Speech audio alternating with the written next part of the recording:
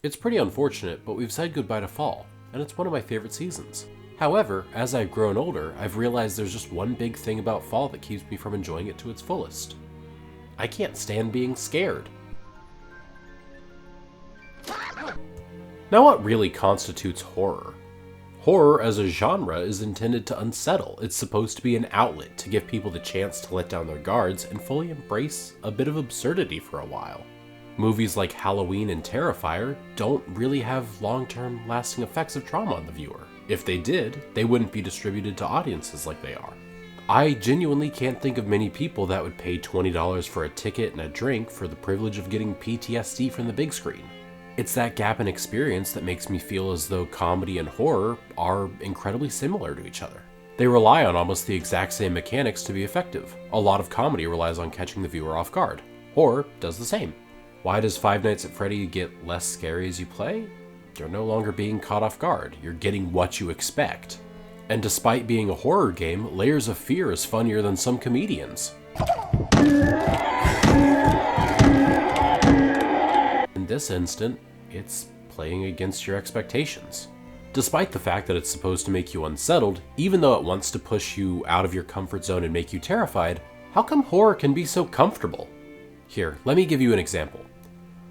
It's the end of the year, you're spending time with someone or something you care about, a partner, family, friend, maybe just a pet or a stuffed animal.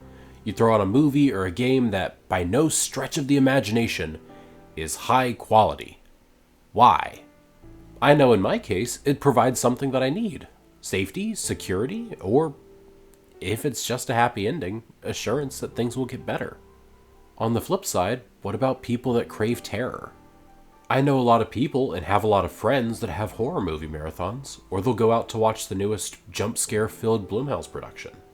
There are also those like me that watch Over the Garden Wall annually, sometimes Coraline, Nightmare Before Christmas, heck, even Scary Godmother sometimes. The reason why just doesn't change. It feels safe. It's a little safety blanket you can wrap yourself in. You get a few hours to forget the world around you and embrace this other world that operates on different logic. In this world, it's okay to be uncomposed. In this world, it's okay to not know what's going on around you. In this world, you almost always know you'll have a happy ending. That the struggles for everything are always worth it. These worlds are comfortable, they are cozy, they are safe. You hold every advantage. If something gets too scary, you can turn it off. If the movie is too intense, you can pause, or at least look away from the screen. Nothing can hurt you. Normally, I don't give this long of a preamble. I would have loved to have started the game review by now, but I felt like the additional context would help me get across this point. I can't handle most horror games, but I loved Crow Country. Warning! This episode of Cleaning Out the Library contains depictions of blood, strong language, and potentially disturbing materials. Viewer discretion is advised. Made by British developer SFB Games, Crow Country is a definitive step outside their usual fare. Detective Grimoire and Snipper Clips certainly don't feel like the usual predecessors to a survival horror game. In fact, this is what their previous foray into horror looked like. On top of that, the plot for Crow Country isn't even that deep. The year is 1990. You play as Special Agent Mara Forrest. She's here by request of the park owner's daughter. The request? Find her father, Edward Crow. He's in there, somewhere. That's it. That's the extent of your starting motivation. You're playing a large-scale game of hide and seek. It even stays incredibly accurate as a law enforcement simulator too. One of the first things you have to do is fire your gun and walk right in, without a warrant. Look at this. First screen of the game and I'm already sharing a detail I love. Look at how shaky Mara's aim is. That never gets better. She's a firearms expert that just sucks at shooting. She's the single friend that gives great romantic advice. She's an expert with firearms, just not so good with the shooty part. The park has been abandoned for the past 2 years, allegedly for renovations, but I mean, you saw the parking lot. There's one other car here. The gate's locked, there's no construction work going on. After giving the park a quick once-over, there's really nothing amiss. Well, save for the lack of employees and guests, but by spooky abandoned amusement park standards, nothing that really jumps out. The biggest thing to see is a photo from a tabloid showing a strange humanoid figure in the park, which really, that could be a malicious and threatening existence. or it's someone with bad lighting. The guy that took that photo is actually right outside, Arthur Mole. Apparently, he was attacked and doesn't really feel up to continuing his urban exploration. Mara lets him wait in the car because she's a paragon of kindness. Overall, this whole section takes maybe 15 minutes to get through. And that's if you're trying to be thorough. There are a good number of locked doors and gates. Heck, there's an attraction that needs a spoken password to get access to. So you really can't go anywhere too deep. I guess we'll have to go to Edward's Lounge to get the actual passphrase. Unfortunately, it's not a number code. There's a huge banner with the numbers 2106 scrawled across the front, but as luck would have it, none of the keypads you can find have a 0. Well, at least we'll have it there if we come across one with one. There's one room that looks like an indoor swan boat room. Unfortunately, the boats are out of order, but I gotta give the game props for creativity. It's a bold move having a huge pool like this be in an indoor area. That's gonna lead to a lot of mold. And if we want to get the boats moving, we're gonna have to find some sort of egg-type object, something that can take the place for an activation item for these relays. Go ahead, walk down the pathway, take in the atmosphere, enjoy the vibes. You turn into the walkway leading to the office, and a few seconds later you come face to face with the other visitors. They're definitely humanoid, but the low light and red smearing all over really makes it difficult to pick up any detail of their appearance. Luckily, this is why you have your pistol. Unluckily, Mara is a horrible shot. I died the first time I got to the hallway. Then I turned off the game and started playing Stardew Valley to help me relax. When I mentioned being bad with horror, this is kind of what I meant. Other than the atmosphere, the game hasn't even done anything unsettling. I just got spooked off by the literal first enemy in the game. I gave it a day or two, and I came back when the sun was up, and finally I decided to give it another try. Found Arthur, grabbed all the ammo and health kits I could find, and then made the turn.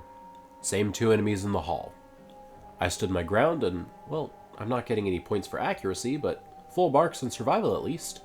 Get into the office, learn the passphrase for the voice lock, as well as you come across the first real save point, the fireplace.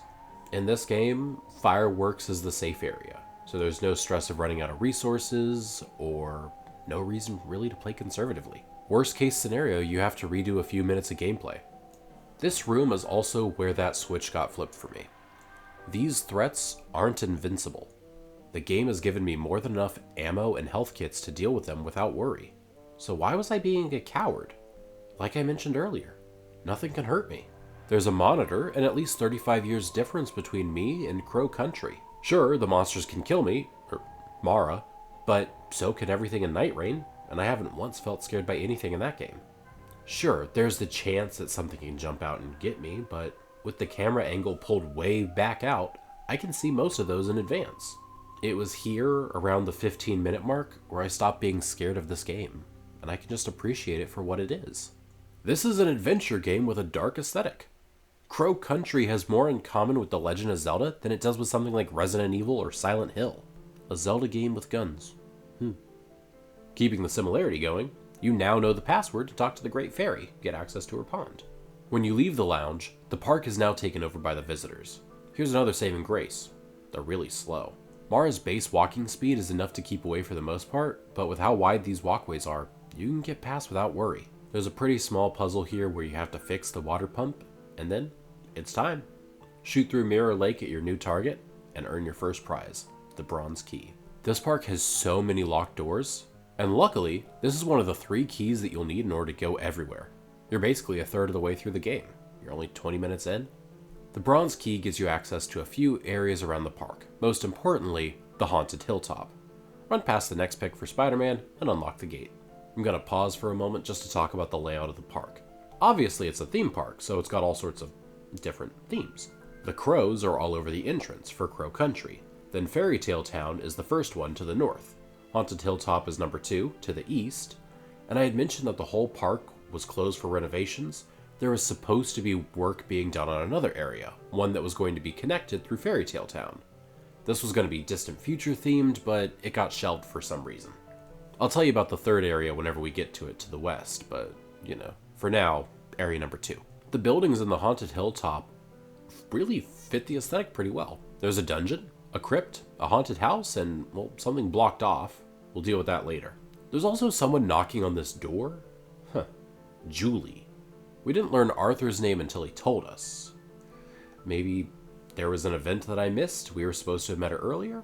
I'm a bit surprised that there's not been a patch or something to fix that in the year since it's been out, but anyway, turns out she's a lawyer. Well, an extra set of eyes can't hurt, right? And according to the map, we should probably go through the crypt first. Just like any proper mausoleum, it's dank and decrepit and full of water. Once you enter, the room locks you in and a gun is trained on your position. Alright, just like any proper horror survival game, this has got to be how you unlock your next gun. I mean, who would survive this with only a dinky little pistol? Solve the puzzle? Or not? And the gun is yours. Or not? Well, you solved the puzzle at least, so now you can just continue on, or not. Mini-boss time. Or not. Okay, fine, that was anticlimactic. Behind the crypt is a utility hall with a very noticeable fire hazard. Wow, I'm amazed this place is still standing. Down the hall, there's a large door with banging on the other side. Go ahead and let in your new pal, Julie. Oh, she is a delight. Open this safe, keep the crank handle to open any more doors you find, and ooh, what's back here? A cell. Kinky. Luckily, Mara knows how to open it. Must have been in the case files or in one of the employee notes. I don't know. The trick to opening the cage was just kind of hidden. There's also a room over here that's working with gold? This place is pretty weird. Maybe it's putting fake gold inside of some rocks, like a reverse prospector situation? Let the guests break open some rocks, keep the gold they find inside. That would explain the big box of ore outside of Edward's lounge. Could be for the future area when they get around to building it. Either way, we have 2 more rooms to explore in the area. Well, technically 3, but we need to find a key to get into the Witch Woods. Oh, and the haunted house doesn't want to open, so I guess we'll go to the dungeon first. Surprise! It's a dungeon. Pretty standard fare, too. There are these locked up monsters. Iconic. This is probably one of the safest rooms in the game. Save for the imposing Iron Maiden in the back.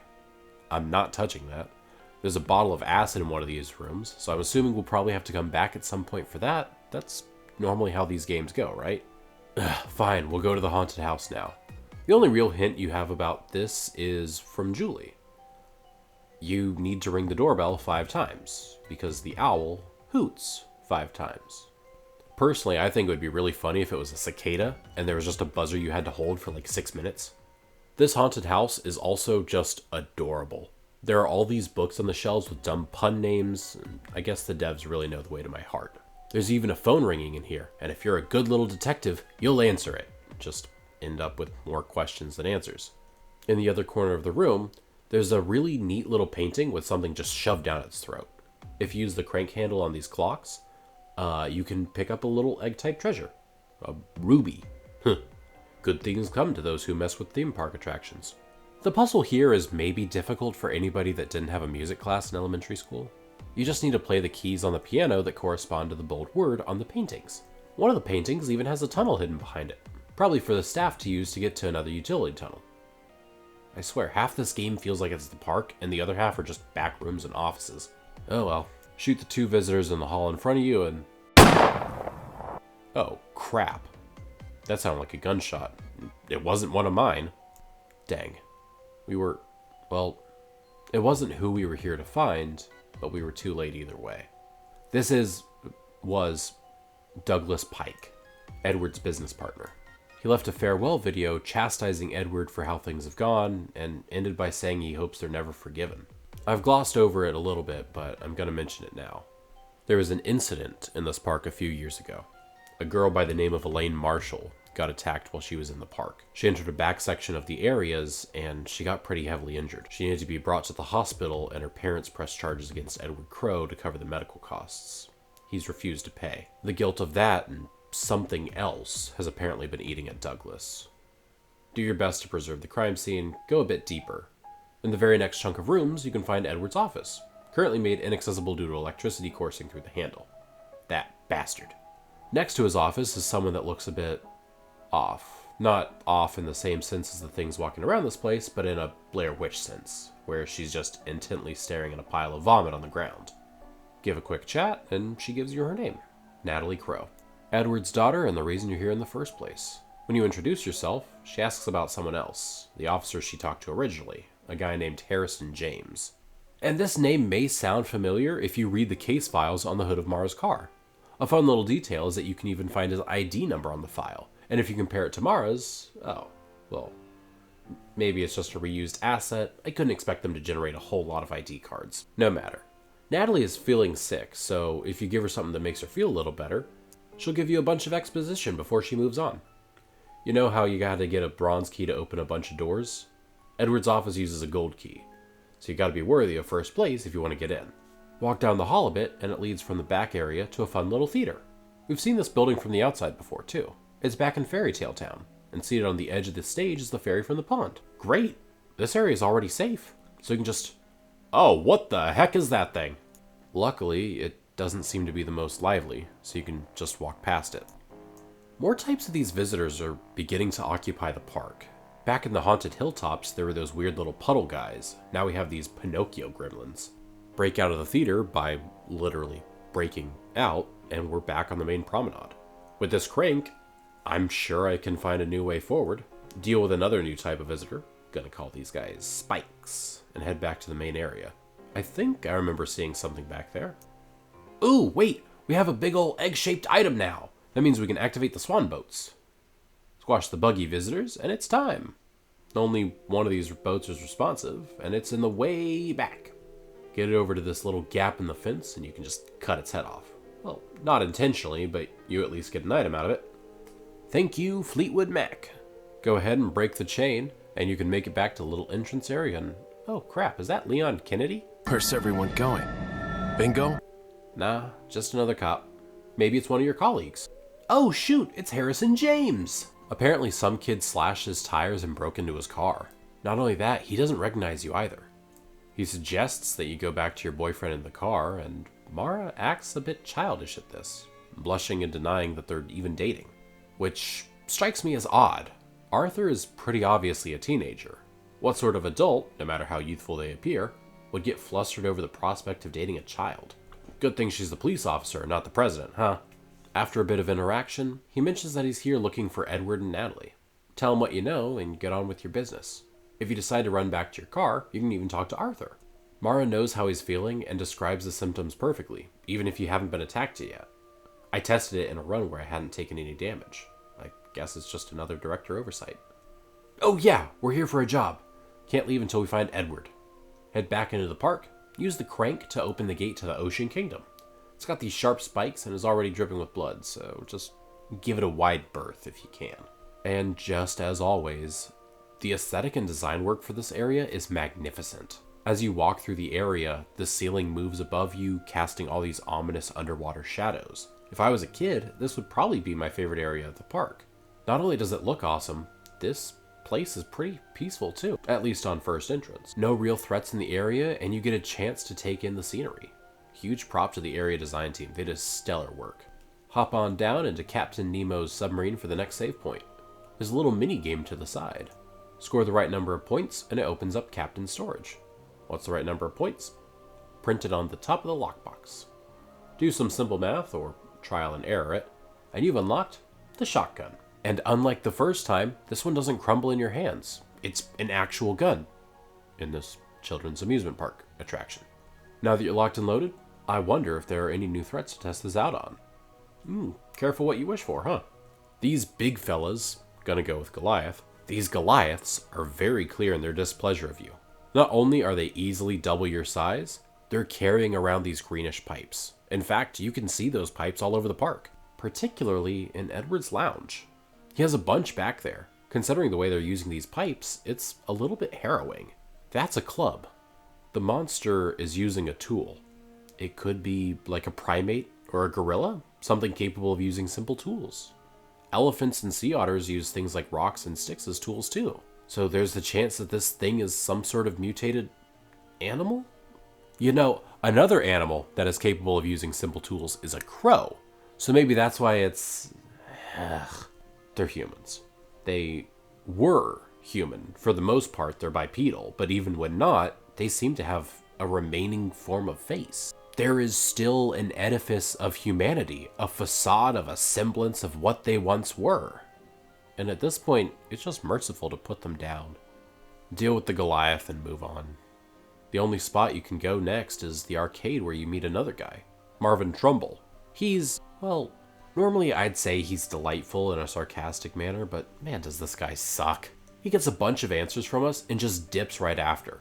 Apparently he's trying to go downstairs, but all the elevators we've seen here have been out of order. There's a whole section below the park. Neat.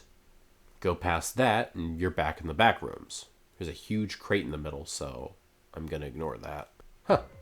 This room connects to Edward's office, and guess who's inside? It's Harrison! And he dragged his sister's pink bike in here with him. That's gonna ruin the carpet. He hasn't found Natalie yet either. I guess we got lucky when we stumbled across her. There's another door that you need the silver key for back here. Same for the power box in the arcade. Well, guess we know what we need next. Another key! At this point, I did a bit of wandering around, and I found myself at a dig site in Fairytale Town. I used the crank handle that I got from the crypt safe, and the chain that I got from the swan boat, and I pulled up this strange resin-covered mask. Right next to it, there's a flamethrower, and if you use that to melt the resin, you can claim your prize. A mask that matches the one next to the gate for the Witchwoods. Now we know where we have to go next. Take a shortcut through the theater, you'll end up where you need to be.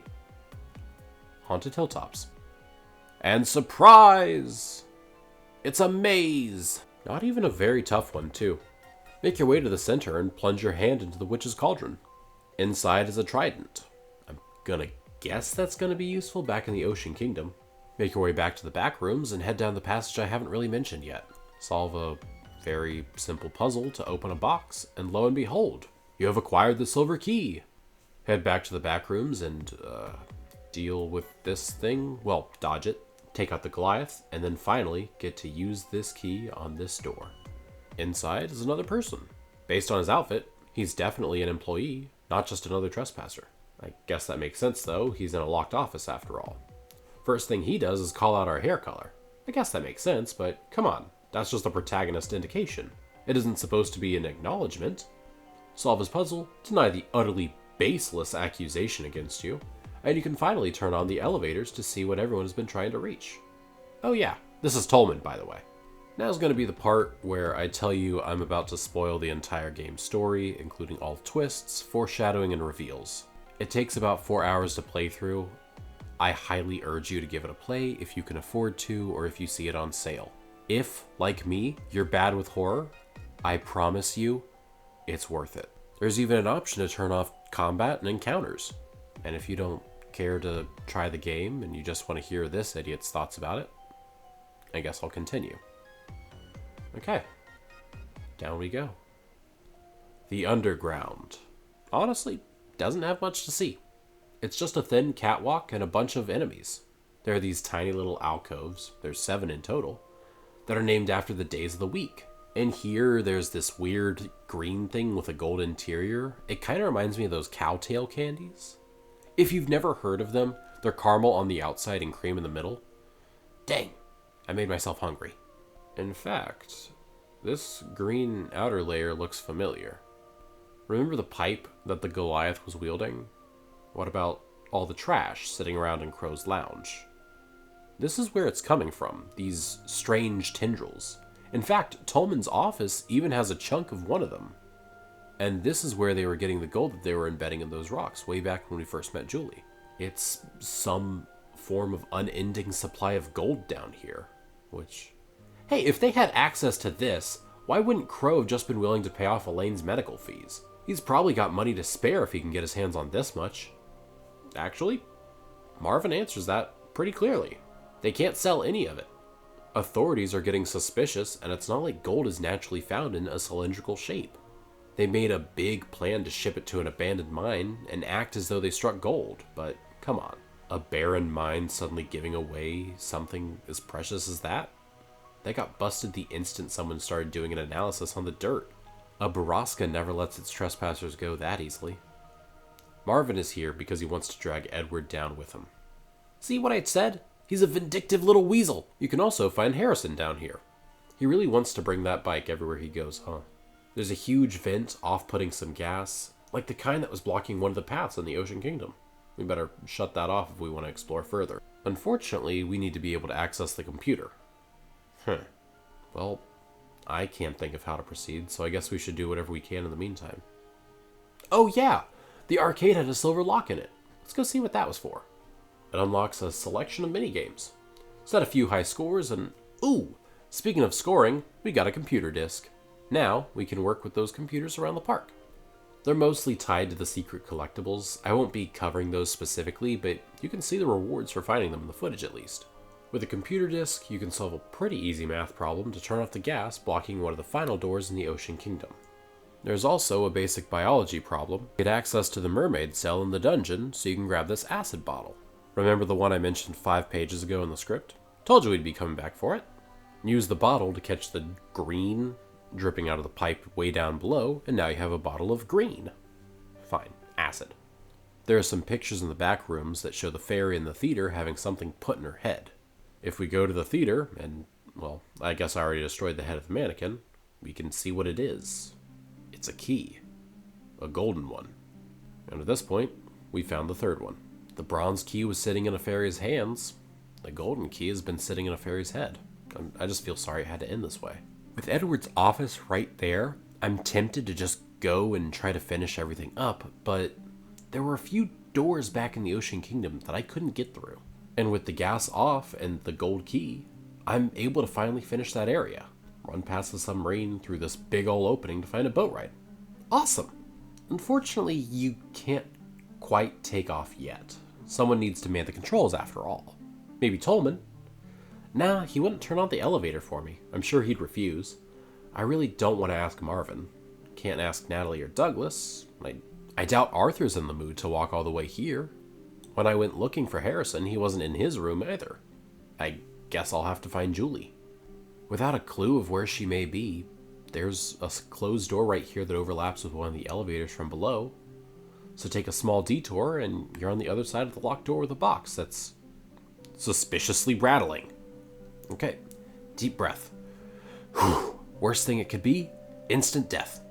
Maybe there's a bomb wired to the inside of the box, or a mini boss, or maybe it's Julie. Huh, sweet, just who I was looking for.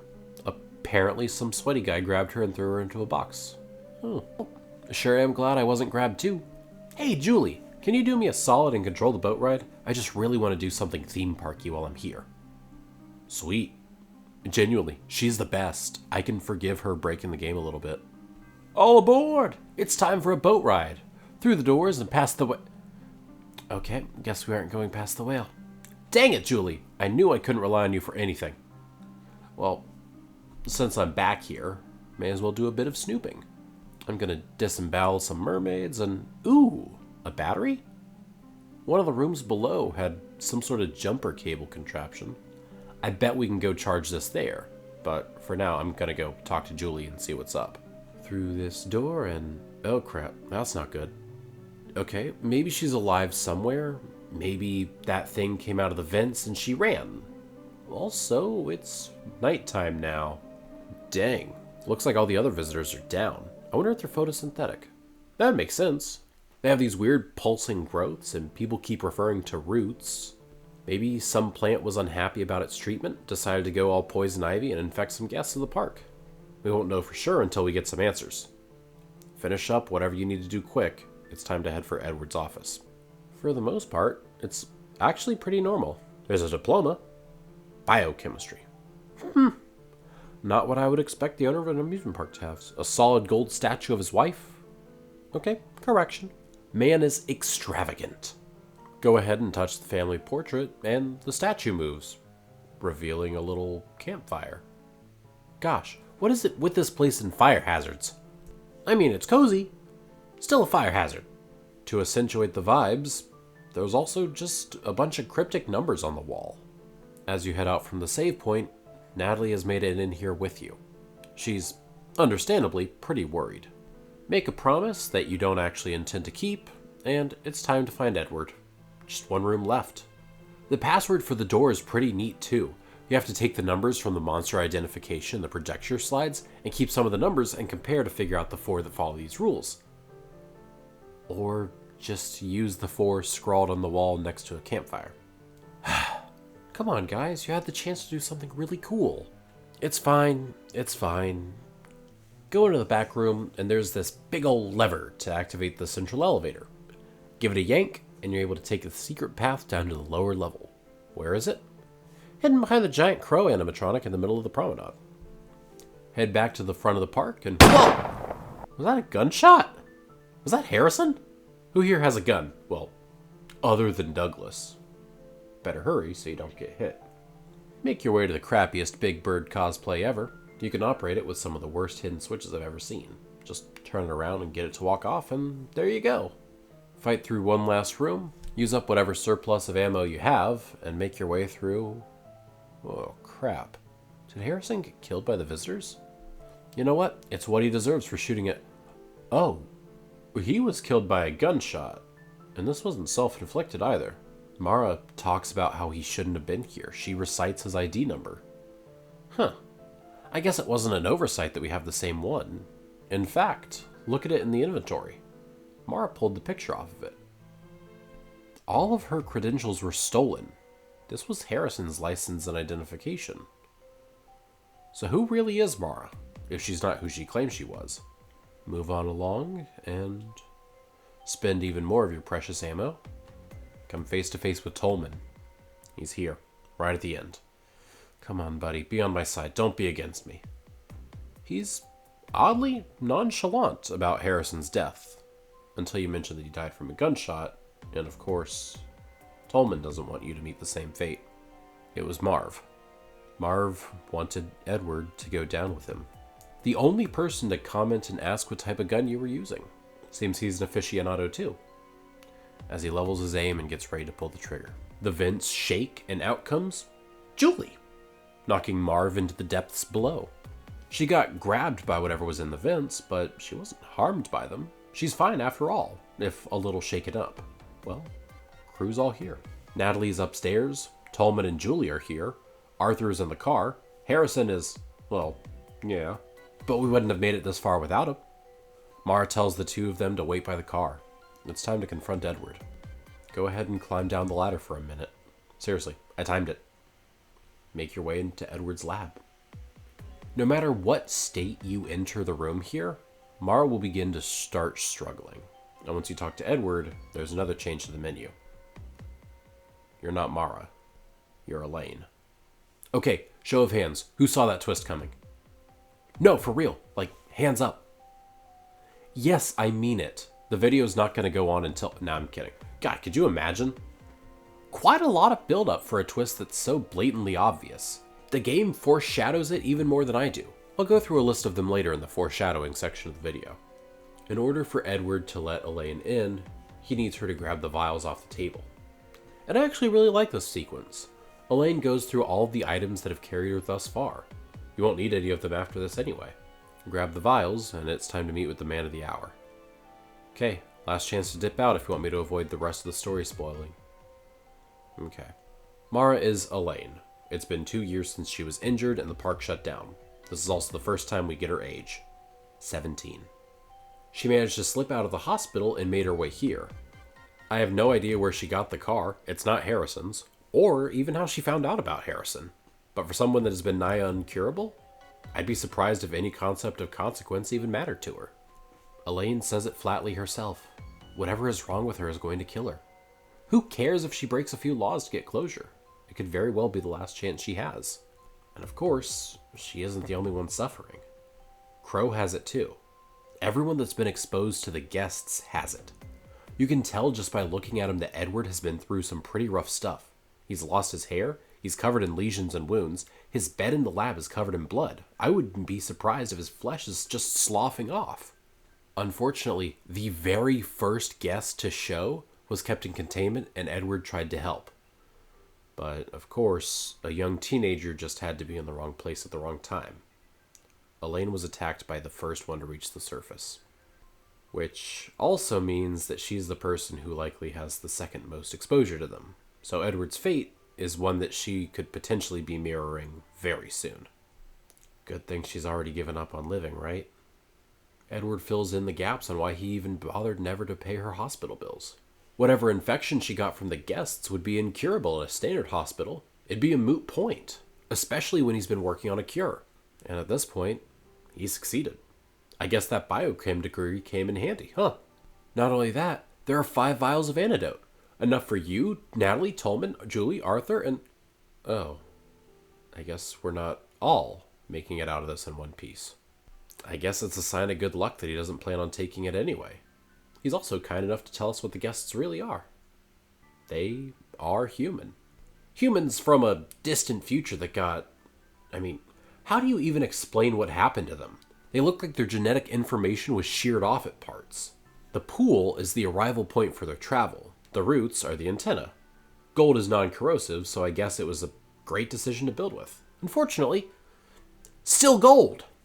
After years of destroying the data receiver, the guests began arriving. The first guest to arrive explained all this to Edward. He was the only one that could speak. Edward wrote it all down and then decided to continue harvesting from the roots. The lust for gold was too much. Remember the solid gold statue of his wife? All the gold bars they were trying to embed in normal rocks? How Marv was here to get revenge on Edward? All of that because he kept harvesting parts of this machine. All for money he couldn't use. Progressively, the guests coming out of the pool get more and more deformed, turning into these weird bastardized amalgamations of life. They lost what made them by traveling here. What was it all for? It was a warning. 2106. Uninhabitable. Ruin. We come. 1988.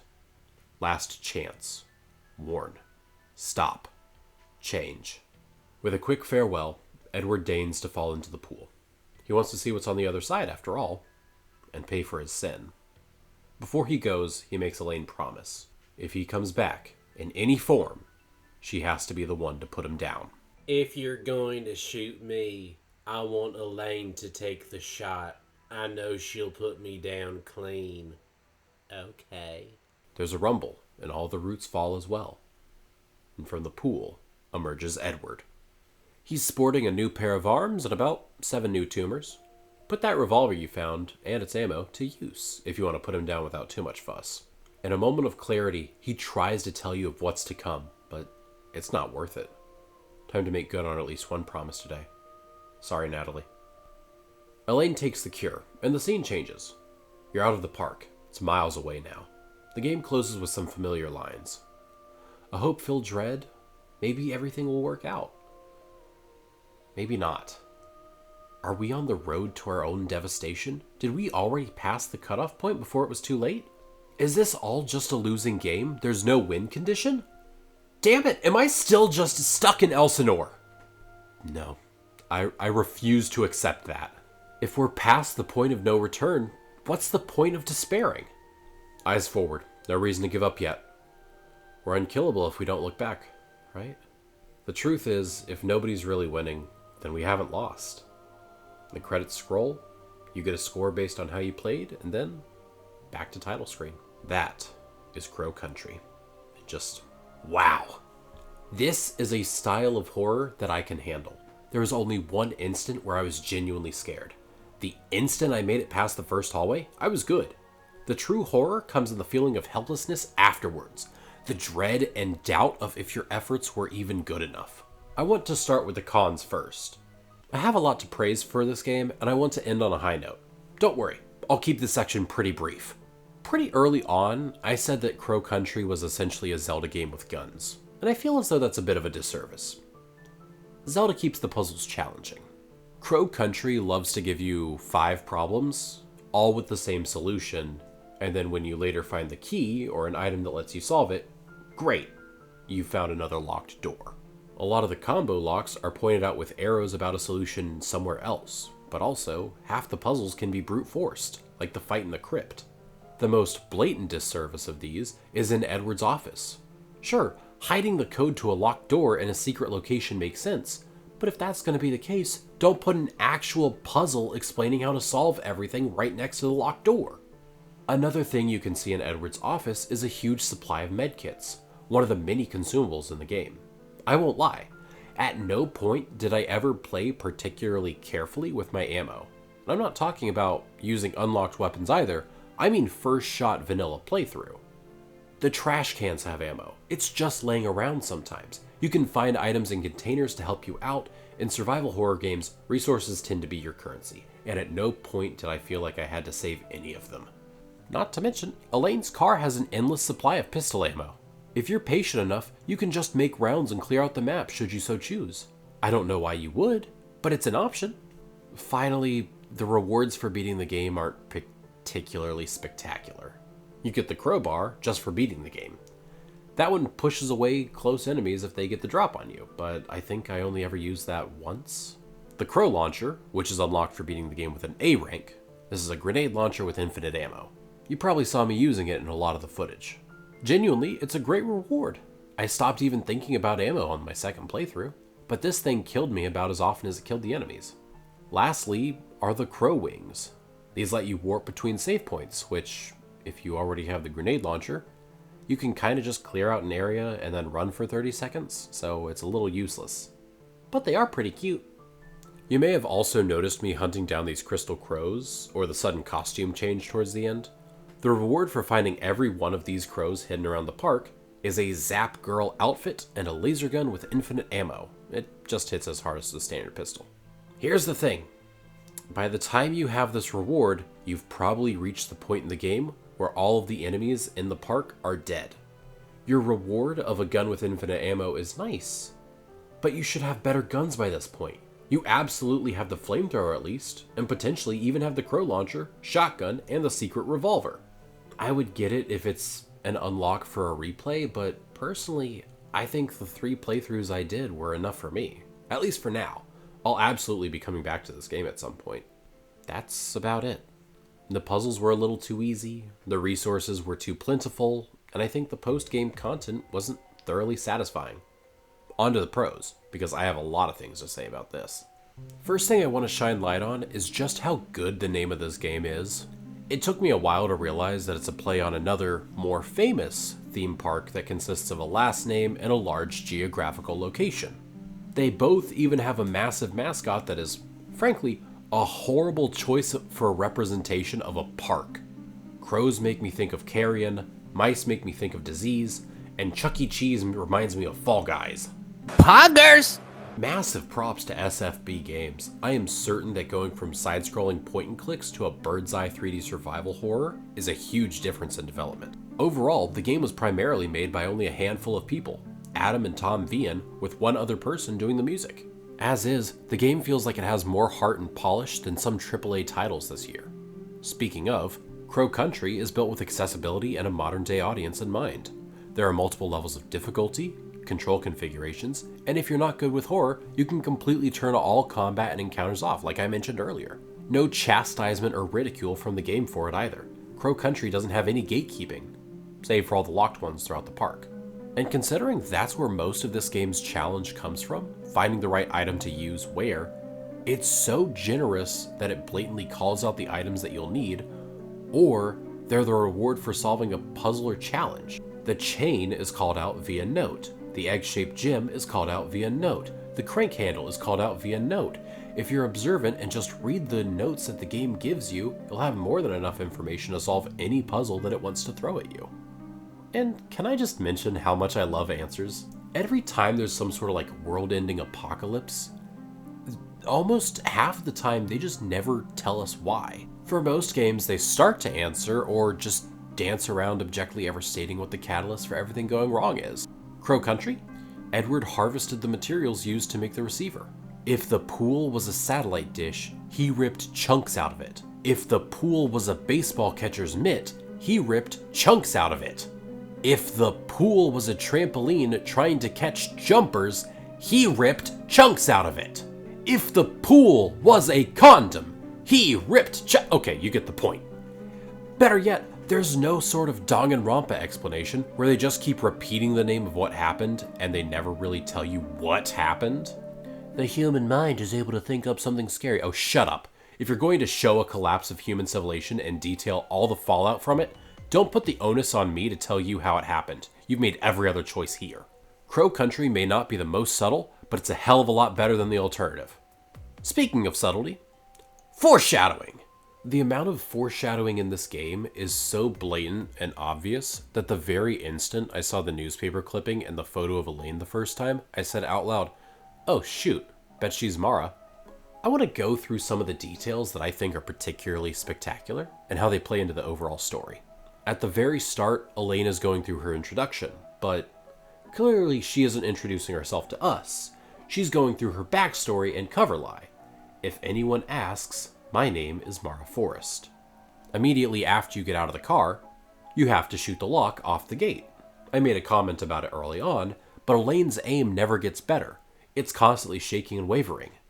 This would be understandable if it happens at low health or whenever one of the guests gets particularly close, but this is an around-the-clock issue.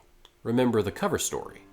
She's a firearms specialist. She should be able to shoot straight at the very least, unless this is one of her first times using a gun. In fact, of the guns she can use, pistol, shotgun, revolver, flamethrower, none of them are particularly difficult to reload. Moving past the literal first screen of the game, if you try to buy cigarettes from the vending machines, she comments that she's not allowed to smoke. She also doesn't like the taste of coffee, and gets flustered when Harrison makes the assumption that she's dating Arthur, the other teenager in the park. When you get to the gift shop, she tries to find a souvenir keychain, but she goes to look for it in the E section. When Elaine checks on Arthur in the car, she knows what symptoms he's experiencing. She's had them too, even if you haven't been damaged yet. I could go on for a while, but I think there are two last bits of foreshadowing that add the most to the Elaine reveal. The first one is a secret in Edward's car. It's the other one outside when you get to the park. Once you have the silver key, you can unlock his trunk. Inside are running shoes for his daughter, for her 17th birthday. This is your first hint at Elaine's true age, and this means that Edward maybe hasn't seen his daughter in over a decade. Now, I will admit, this could potentially be him throwing out things that just don't fit her anymore. His car is filled and loaded with garbage bags, stuffed with parts from the roots after all. That's a very real possibility. However, I kinda like it more if he's just viewed as neglectful. Remember, the guests have only been around for 2-ish years. That means that he focused on his park and harvesting from the roots for nearly her entire adult life. He may not have been a great person and almost certainly doomed the entire planet, but at least we know he's also a terrible father. On the other side of things, let's look at my favorite character from the game. Julie! When we meet her, we already know her name. Of course we do. Our parents hired her after all. Not only that, Julie is one of the only characters in the park that I don't remember her ever swearing. Even when things get bad and she gets abducted twice, she's pretty stoic about things. I feel there are two ways to go about viewing her. One, she either knows Mara is Elaine and is just choosing to play along. I'm almost certain that she'd be contacted once Elaine went missing from the hospital. Or she doesn't recognize her at all and is just humoring the incredibly young-looking special agent. I don't think either case particularly hurts her as a character. If she knows who you are and chooses to just roll with it, then she's giving you the implied thumbs up for your revenge. Heck, in her shoes, I may have even done the same thing. Elaine has been in the hospital for over 2 years entirely because Edward couldn't keep his curiosity in check. Not only that, he's now refusing to pay for her medical bills. I'd ask her to put an extra round between his eyes for me. And if she didn't know, then when she chooses to help us out on the boat ride after getting out of the box, or when she fills us in on the history of the incident, that's just her trying to assist with the investigation of the park in any way that she can. Julie at no point does anything to hinder what we're trying to do. Harrison repeatedly requests that we leave, Marv tries to shoot us multiple times, Tolman refuses to ever cooperate with us, Natalie sees us once and vanishes until you unlock Edward's office. I guess she uses up a supply. Same for Arthur, except he also tries to get us to leave. Edward tries to kill us. Julie needs our help at points, but she also helps us right back as soon as she can. She even ends up saving us at the end of the game. No other character assists us nearly as much, unless you consider Edward curing us an assist. But personally, I don't thank the arsonist for putting out the fire that they started. Wow, did not mean to go on for that long with the Elaine foreshadowing. I got a bit sidetracked there. The game also has a lot of foreshadowing about the end of things. Elaine makes comments about how she's saving the world just for turning the running water in the bathroom off. At the very end of the game, the globe in the haunted house is on fire. Elaine asks, how could someone do this to our planet? There's a hidden reference to Terminator, another series about time travel and preventing past mistakes. The planned future area of the park has had construction cease on it, likely because Edward knows the planet doesn't have much of a future at all. The number that's scrawled all over the place, 2106, is the year that we're being warned about. One of the reports talks about a test where they put a key in the pool and it came out stretched, no longer fitting in the same lock. That's effectively what's happened to the bacteria and the guests that come through. Their DNA is getting so distorted that they're not just different to modern existence, they're downright alien. If we take Edward's words at face value, they aren't even trying to attack us. They're trying to communicate. But there's only so much they can do when their thoughts are just as distorted as their existence. From all this, you can guess the disaster that you're being warned about is almost certainly environmental. I guess Edward should have installed some recycling bins around his park. Couldn't have hurt anything, right? I rag on the guy, but overall, I can see how he got strung along like he did. He was scared and concerned about the routes that he came across. What if they were malicious? What if they were the harbingers of some deadly threat that needed to be dealt with? Ironic then that his leap to action could be the linchpin for the collapse of everything. Crow Country is a good game. It's fun to play, not overwhelmingly scary or hard, and the cast of characters is so overwhelmingly likable that I had a fun time getting to know them. But those perks work counter to what I feel may have been the game's original intent. I never felt I had to decide whether or not to make a shot. I never had to choose whether to run away or engage. If the game is so generous that it's not difficult to survive, and it's not scary enough to be deeply horrific, then why should it be viewed and regarded as a survival horror?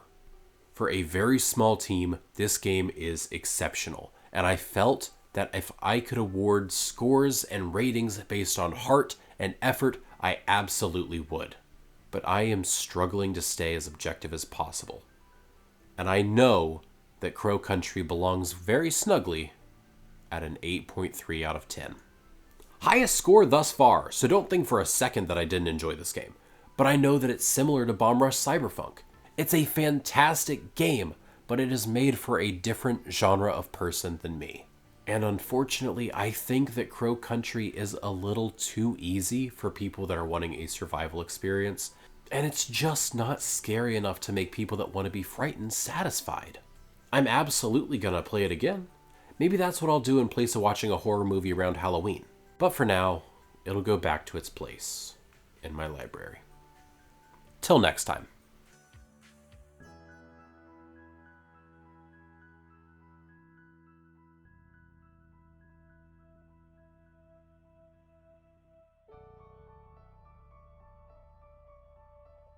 Hey, post-video librarian here. I held that poll and the majority gets what they voted for. Next video will be Sir Whoopass, Immortal Death. Sorry again for the delay in this video's release. First I caught a cold, which evolved into COVID, which eventually went away, and great. And then I flew home to visit family for Christmas, and then I got the flu. So I was out of commission for a good while. What an episode, huh? Over 50 minutes for a 4-hour game. I hope you enjoyed it, though. Also, you may have noticed some artwork in this video. The thumbnail and that Better Call Julie image. I have to thank artist Yes Arts and my friend Linkays. I've gone ahead and put both of their links to their Twitter in the description below. I've also already got the script ready for the next video, so hopefully it will be up by the end of next month. I assure you, it will be significantly shorter than this one ended up being. This has been The Librarian. I'm so sorry for holding you captive, but thank you for sticking around. Till next time.